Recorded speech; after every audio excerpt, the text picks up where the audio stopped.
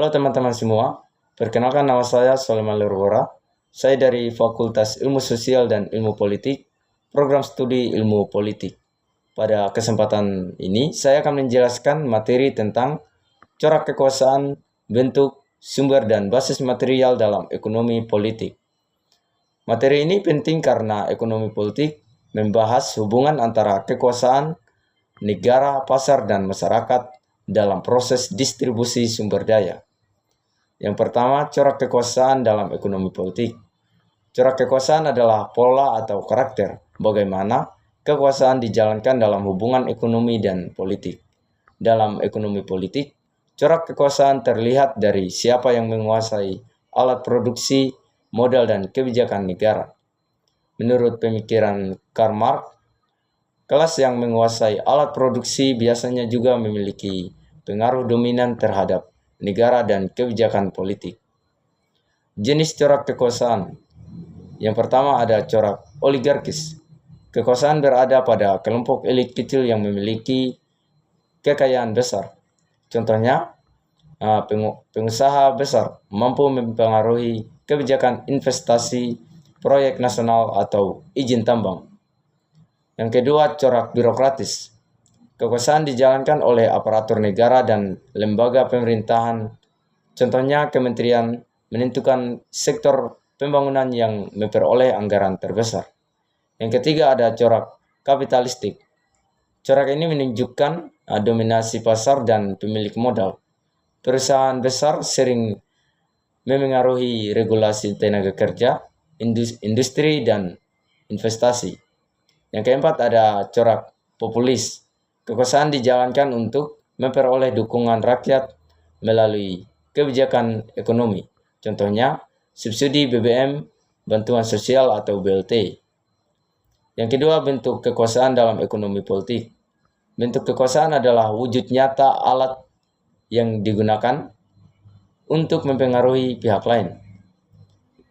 Yang pertama, bentuk ekonomi kekuasaan yang berasal dari modal, investasi, tanah, dan perusahaan. Contohnya, investor dapat menentukan arah pembangunan industri. Yang kedua, bentuk politik. Kekuasaan yang berasal dari jabatan formal seperti presiden, DPR, gubernur, dan menteri. Mereka memiliki wewenang dalam membuat kebijakan fiskal dan pembangunan. Yang ketiga, bentuk sosial. Kekuasaan berasal dari status sosial, organisasi, dan jaringan masyarakat. Contohnya, adat atau tokoh agama mempengaruhi perilaku ekonomi masyarakat.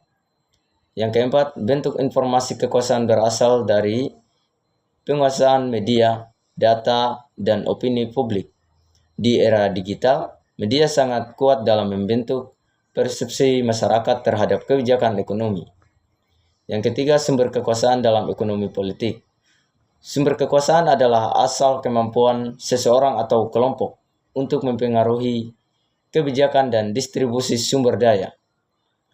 Yang pertama, kekayaan pemilik modal besar memiliki akses lebih kuat terhadap pejabat dan kebijakan. Yang kedua, jabatan pejabat. Negara memiliki legitimasi formal untuk mengambil keputusan. Yang ketiga, pengetahuan ekonomi, akademisi, dan teknokrat memiliki pengaruh melalui gagasan kebijakan. Yang keempat, jaringan relasi antara elit politik, birokrat, dan pengusaha memperkuat daya pengaruh. Dalam praktik politik, jaringan sering menjadi sumber kekuasaan yang sangat efektif. Yang keempat, ada basis material dalam ekonomi politik. Basis material adalah fondasi ekonomi nyata yang menjadi dasar terbentuknya kekuasaan dan struktur sosial politik. Dalam teori Karl Marx, basis material merupakan struktur ekonomi masyarakat, yaitu hubungan produksi yang menjadi dasar lahirnya hukum, politik, dan ideologi. Basis material meliputi alat produksi, tanah, modal, tenaga kerja, teknologi, sumber daya. Contohnya basis material. Yang pertama, tanah. Siapa yang menguasai tanah akan menguasai produksi pertanian. Yang kedua, modal. Pemilik modal mengendalikan industri dan investasi. Yang ketiga, teknologi. Perusahaan digital menguasai pasar melalui teknologi dan data. Yang keempat, sumber daya alam. Negara atau perusahaan yang menguasai nikel atau batu bara dan minyak memiliki kekuatan ekonomi politik yang besar. Contoh di Indonesia adalah kebijakan hilirisasi nikel yang menunjukkan bagaimana sumber daya alam menjadi basis kekuatan ekonomi nasional.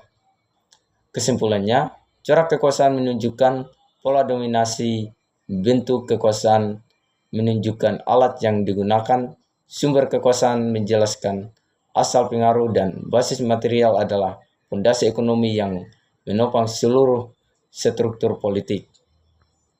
Dalam ekonomi politik, semua unsur ini saling berkaitan karena siapa yang menguasai sumber daya material akan lebih mudah menguasai kebijakan negara dan pembangunan. Sekian dari saya, terima kasih.